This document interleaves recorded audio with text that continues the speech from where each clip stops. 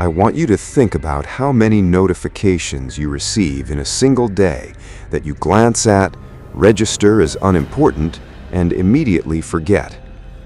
Order confirmations, shipping updates, delivery notifications. For most of us, these arrive constantly enough that they've become a kind of background noise, information we trust without ever fully reading because there has never been a reason to read them closely before.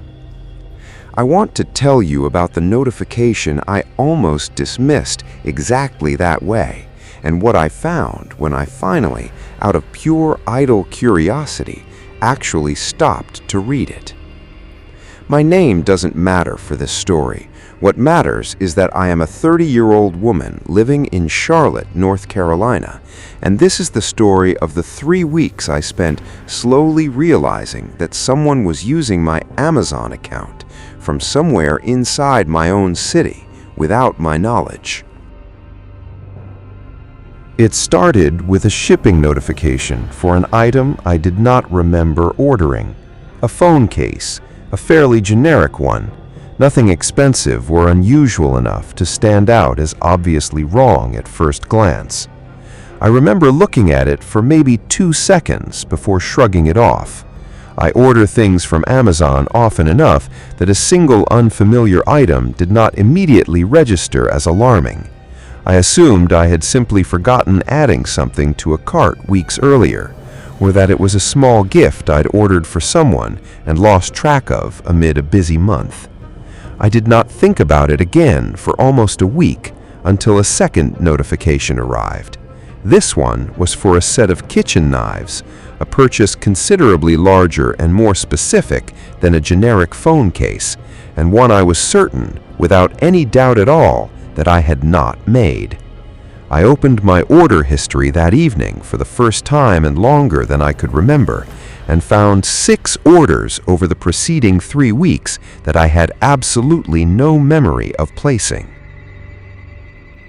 I sat at my kitchen table, scrolling through that order history with a specific mounting discomfort I had not expected a shopping app to be capable of producing in me. 6 orders: a phone case, the kitchen knives, a set of wireless earbuds, a small kitchen appliance, 2 orders of household cleaning supplies in bulk quantities that made no sense for a single-person apartment. All of it charged to the credit card saved on my account, all of it processed and shipped without a single confirmation email, catching my usual pattern of ignoring them. I checked the shipping addresses on each order, and it was there that the situation shifted from confusing to genuinely unsettling. Every single order had been shipped not to my apartment, but to a different address, one I did not immediately recognize, though something about the street name felt vaguely familiar in a way I could not immediately place. I searched the shipping address on a map and felt something cold settle into my chest when the result loaded. It was 4 blocks from my apartment, a different building entirely, one I did not personally know, but close enough that I could have walked there in under 10 minutes. I want you to sit with that detail the way I had to sit with it. This was not some anonymous fraud originating from a data breach on the other side of the country, the kind of thing you hear about and file away as an abstract, distant risk. Someone with access to my account, my saved payment method, and enough information to place repeated orders over 3 weeks was having those orders delivered to an address within walking distance of my own front door. I changed my password immediately that night and enabled 2-factor authentication on the account, a security feature I had, embarrassingly, never bothered setting up before that moment, despite having heard the advice dozens of times over the years. Before locking things down completely, I did one more thing. I checked the account's login activity log, a feature I had also never once looked at before that night. It showed sign-ins from my own known devices, my phone, my laptop, going back months, exactly as expected. But interspersed among them over the preceding 3 weeks were 5 separate sign-ins from an unfamiliar device, logged with an approximate location that placed it, according to the account's own geolocation estimate, within the same general area of Charlotte as my own apartment.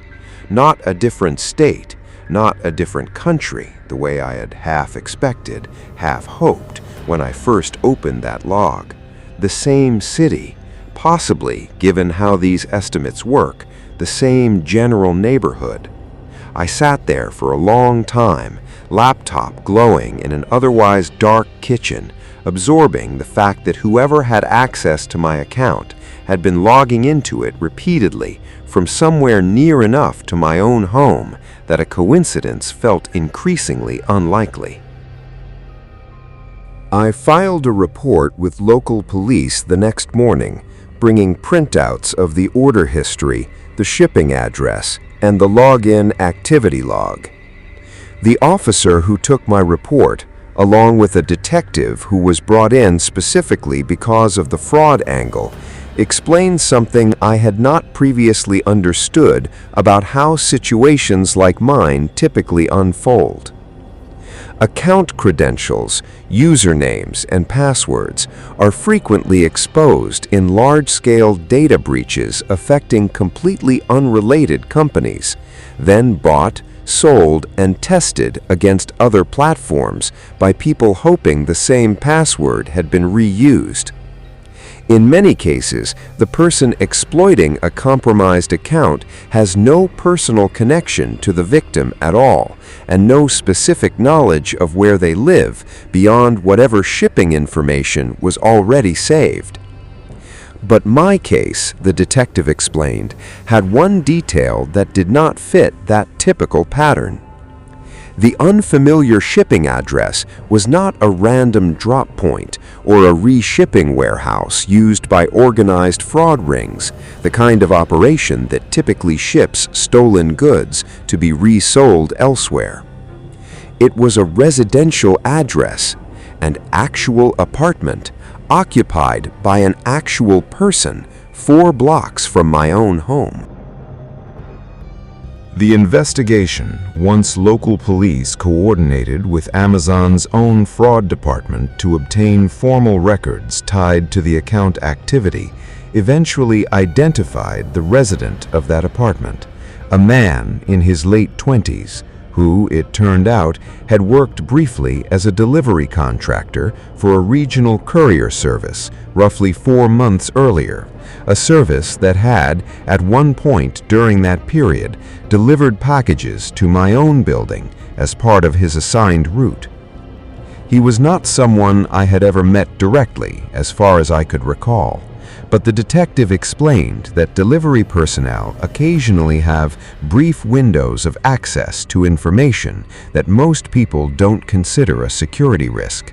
A glimpse of a name on a package label, an apartment number, sometimes enough visible detail on a shipping label to piece together an email address format or account username, particularly if that same information had also appeared unrelated in a data breach he may have separately purchased access to online. Whether he had specifically targeted me, or whether my account was simply one of several he had gained access to through a combination of breached credentials and information gathered during his brief employment on that delivery route, was never established with complete certainty. What was established was that his residential address matched the shipping destination on every fraudulent order, and that the device logging into my account matched hardware registered under his name through a separate, unrelated online service. He was charged with fraud and unauthorized computer access, and the case, as of the last update I received, was still moving through the court system.